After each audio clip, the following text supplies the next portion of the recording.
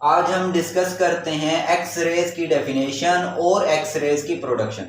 X raise की definition अगर देखें, it is high energy invisible light form of electromagnetic radiation. यानी ये क्या होती हैं? इलेक्ट्रोमैग्नेटिक रेडिएशन की सूरत में हाई एनर्जी इनविजिबल लाइट होती हैं। ये जो इलेक्ट्रोमैग्नेटिक रेडिएशन हैं ये क्या है? इलेक्ट्रिक और मैग्नेटिक फील्ड लाइंस ही होती हैं और ये क्या रखती हैं? हाई एनर्जी को कंटेन करती हैं। और अगर इसकी प्रोडक्शन को देखें तो एक अपरेटस आज हम डिस्कस करेंगे। तो ये जो अपरेटस है उसमें एक कैथोड फिलामेंट है जो बैटरी के नेगेटिव टर्मिनल के साथ जुड़ा हुआ है और एनोड टारगेट है जो बैटरी के पॉजिटिव टर्मिनल के साथ जुड़ा हुआ है। इसके इर्द गिर्द क्या है? एक गिलास चैम्बर लगा हुआ है और उसको वैक्यूम चैम्बर भी कहते हैं। और सबसे एंड पे क्या है? इसके इर्द गिर्द लेड शील्ड मौजूद है और उस लेड शील्ड में क्या है? एक विंडो है और विंडो में क्या रखा हुआ? हमने फिल्टर रखा हुआ है। तो एक एक इसके हिस्से को हम क्या करेंगे? तफसील के साथ आगे देखते हैं। अगर हम इसके कैथोड फिलामेंट की बात करें तो इसका जो पर्पस है वो है प्रोडक्शन ऑफ इलेक्ट्रॉन, यानी इलेक्ट्रॉन का पैदा करना इसका मेन पर्पस है। तो ये पैदा किस तरह करता है अगर उसकी बात करें तो जैसे हम क्या करते हैं, कैथोड फिलामेंट को बैटरी के नेगेटिव टर्मिनल के साथ जोड़ते हैं तो फ्लो ऑफ चार्ज होता है, जिससे क्या होता है? कैथोड फिलामेंट हीट अप होता है और हीट करने से क्या होगा? इलेक्ट्रॉन बॉइल्ड ऑफ होंगे और बॉइल्ड ऑफ होकर यहाँ बाहर आ जाएंगे। ठीक है, आगे क्या है? हमने ये जो बैटरी लगाई हुई है उसमें हाई वोल्टेज क्या करेंगे? फील्ड अप्लाई करेंगे, यानी इनका जो पोटेंशियल डिफरेंस रखेंगे वो क्या रखेंगे? हाई रखेंगे। तो इस हाई वोल्टेज फील्ड का जो पर्पस है वो क्या है? एक्सेलरेट द इलेक्ट्रॉन, यानी यहाँ जो इलेक्ट्रॉन बॉइल्ड ऑफ हुए हैं उनको अब एक्सेलरेट करने के लिए हमने क्या किया है? यहाँ हाई वोल्टेज बैटरी यूज की है, यानी उनका जो पोटेंशियल डिफरेंस है वो क्या है? हाई है। तो अब होगा ही क्या कि जैसे हम बैटरी क्या करेंगे? लगाएंगे हाई वोल्टेज की, तो ये इलेक्ट्रॉन जो है एक्सेलरेट होंगे, यानी तेजी के साथ स्पीड अप होकर क्या करेंगे? इस एनोड टारगेट पर जाकर टकराएंगे। अगर हम एनोड टारगेट की बात करें तो इसको क्या है? इसका मेन जो पर्पस है वो है convert the electron kinetic energy to X ray photon, यानी जो एनोड टारगेट का मेन पर्पस है वो एक्स रेज को प्रोड्यूस करना है, यानी जो काइनेटिक एनर्जी है इलेक्ट्रॉन्स की उसको कन्वर्ट कर देगा एक्स रेज फोटोन में। अगर इस एक और बात भी इसमें याद रखें कि जो काइनेटिक एनर्जी होगी इलेक्ट्रॉन की वो ज्यादातर जो कन्वर्ट होगी वो हीट में होगी, यानी इसका जो 99% होगी एनर्जी उसकी कन्वर्जन होगा हीट में। बाकी जो 1% बचेगी एनर्जी वो किस में होगी? एक्स रेज फोटोन में होगी। ठीक है, अब हमने इसको डिस्कस कर लिया नो टारगेट को। तो इसके इर्द गिर्द हमने लगाया हुआ है गिलास चैम्बर। तो गिलास जो चैम्बर है उसको वैक्यूम चैम्बर भी कहते हैं। तो वैक्यूम चैम्बर का जो पर्पस है वो है रिमूव ऑब्स्ट्रक्शन।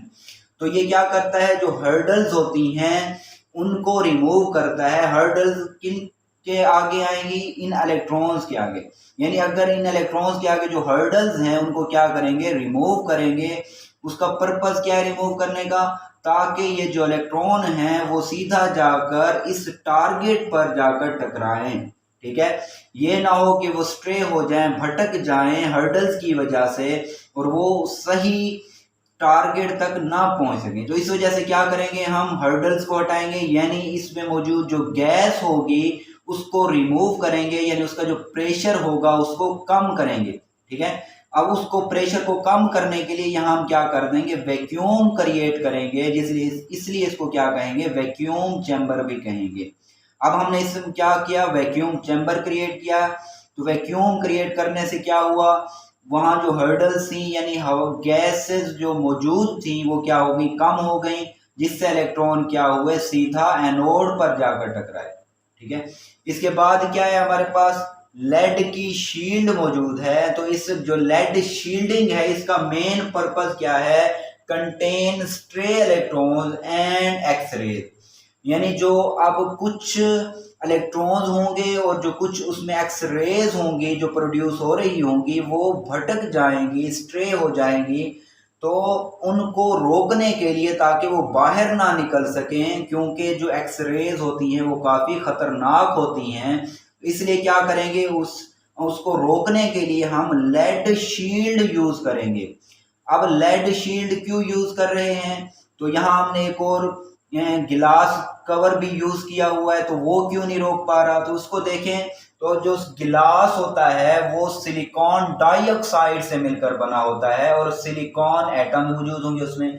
तो सिलिकॉन की अगर बात करें तो उसमें जो न्यूक्लियस है वो स्मॉल है और उसके जो गिर्द इलेक्ट्रॉन डेंसिटी है वो भी क्या है, कम है। लेकिन अगर हम लेड की बात करें तो इसका जो न्यूक्लियस है वो क्या है, लार्जर न्यूक्लियस है और उसके इर्द गिर्द जो इलेक्ट्रॉन डेंसिटी है वो भी क्या है, हाई है। तो इस वजह से ये आसानी से एक्स रेज और इलेक्ट्रॉन जो स्ट्रे हो चुके हैं उनको रोक लेता है, बाहर नहीं जाने देता।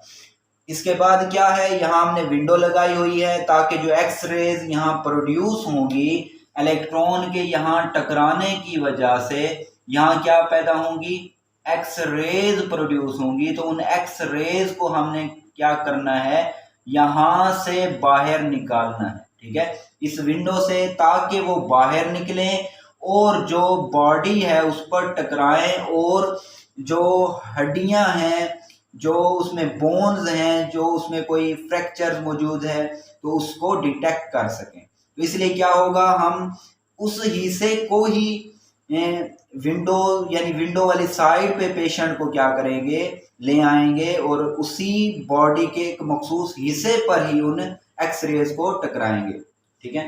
तो यहाँ हम फिल्टर यूज करेंगे। तो फिल्टर का मेन पर्पस क्या है, to absorb low energy photon.